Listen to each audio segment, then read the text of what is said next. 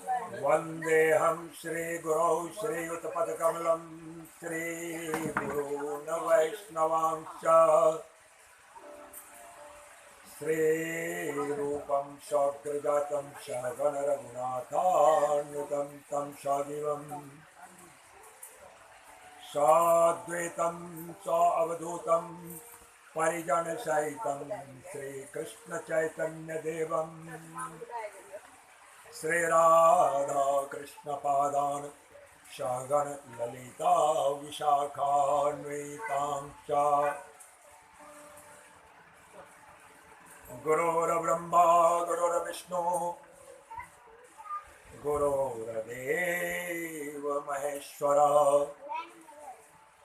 गुरुर्साक्षात् परब्रह्म तस्मै श्री गुरवे नमः।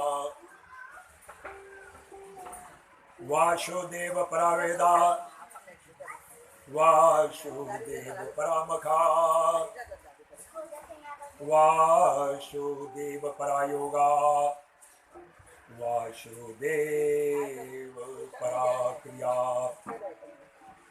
वासुदेव परम ज्ञानम वासुदेव परम तपा वासुदेव परो धर्मो वासुदेव परागति। प्रेम से बोलिए वृंदावन बिहारी लाल की।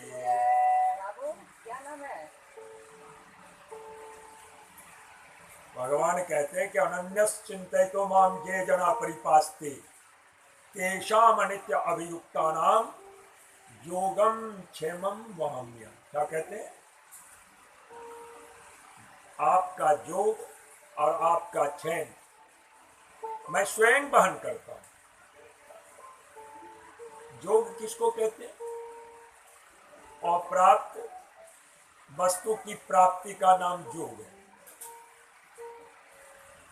यहाँ पर योग का जो अर्थ है वो कहते हैं कि अप्राप्त वस्तु का जो प्राप्ति है वह योग है। और क्षेम कहते हैं प्राप्त वस्तु की रक्षा। क्या कहते हैं? प्राप्त वस्तु की जो रक्षा है वो मैं ही करता हूं, और जो वस्तु प्राप्त नहीं है वो भी मैं ही आपको करा। अनन्यश्चिन्तयतो माम, किसका? जो अनन्य प्रकार से मेरा चिंतन करता है उसका। जो मेरा अनन्यश्चिन्तयतो माम ये जना परिपास्ते। क्या कहते हैं? जो भी कोई जन मेरी उपासना करता है, मेरे चरणों में आश्रित हो गया है, अपने को समर्पित कर दिया है, उसका जो उसके पास वस्तु है नहीं, उस वस्तु की भी प्राप्ति मैं ही कराता हूं, और उस वस्तु की फिर रक्षा भी मैं ही करता हूं। बहुत अच्छा कहानी है हमारे। इस पर एक भक्त को वो रोज श्रीमद् भागवत गीता का पाठ करता था, प्रत्येक दिन। उसका नियम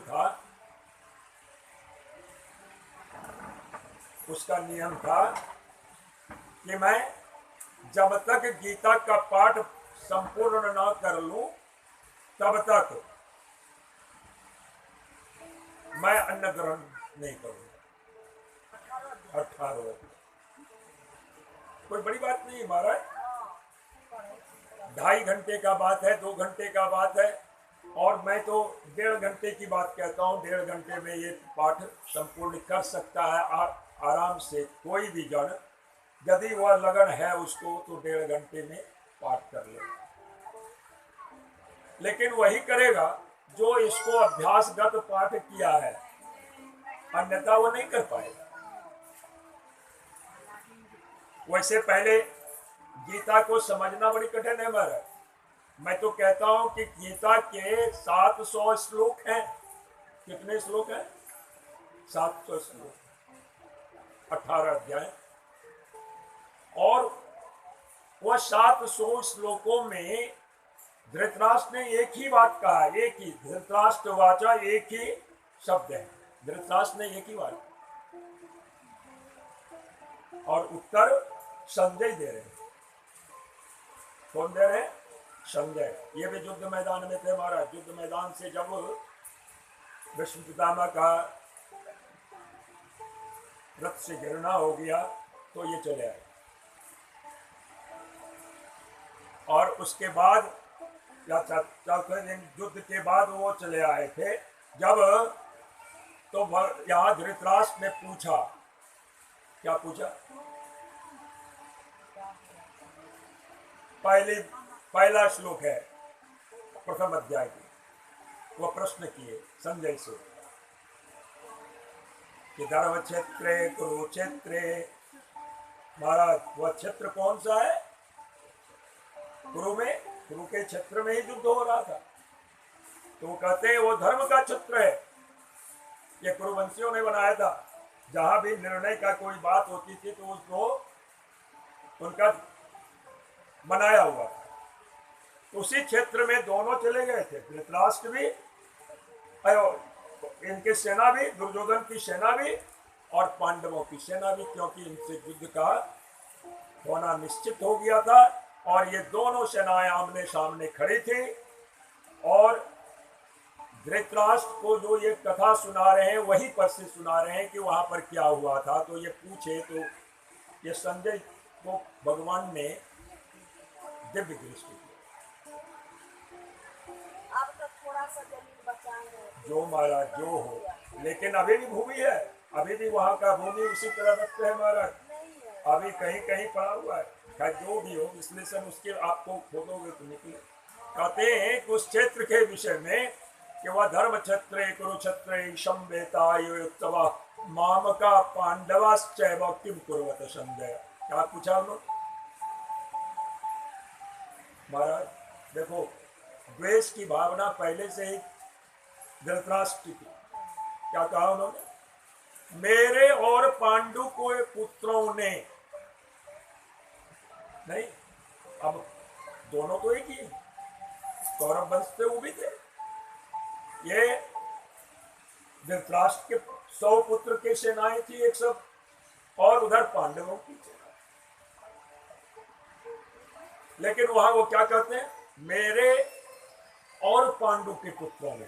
इसका मतलब भेद तो उन्होंने वहीं पर कर लिया है। और कहते हैं संवेता युद्ध, जो युद्ध की इच्छा रखने वाले हैं, उन दोनों ने क्या किया? एक प्रश्न किया। तो अभी मैं इस कथा को यहाँ पर इसलिए इसको विस्तार नहीं करूंगा, आपको इस प्रश्न के उत्तर में आए और अंतिम पादान पर भगवान के जो वाक्य हैं भक्ति के संबंध से, उसकी विषय है कि वो कैसे प्राप्त करते हैं।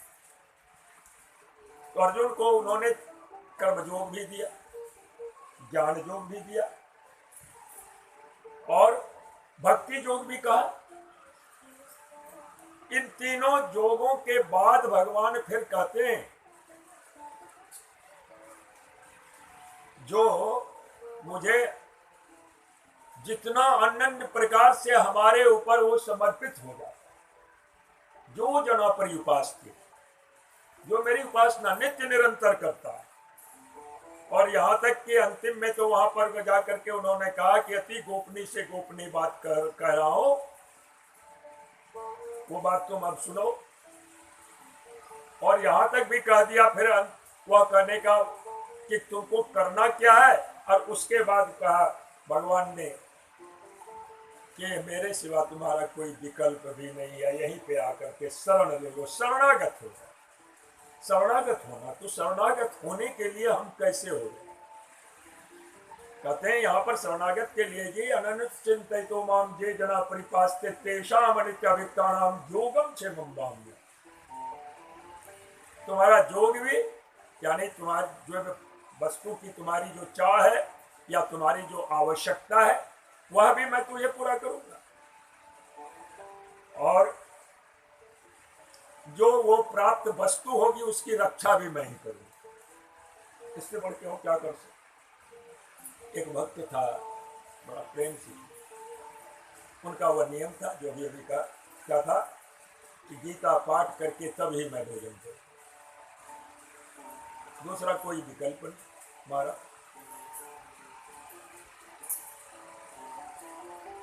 पंडित जी रोज उठे, अपना बोरिया बस्तर उठावें, उसमें गीता को लें, चले जाएं तालाब के किनारे व मंदिर के निकट और वहाँ स्नान करें, अपना बैठ जाए, गीता का पाठ होवे और यहाँ चले आ गए। यहाँ पर तो कुछ है ही नहीं महाराज, रोज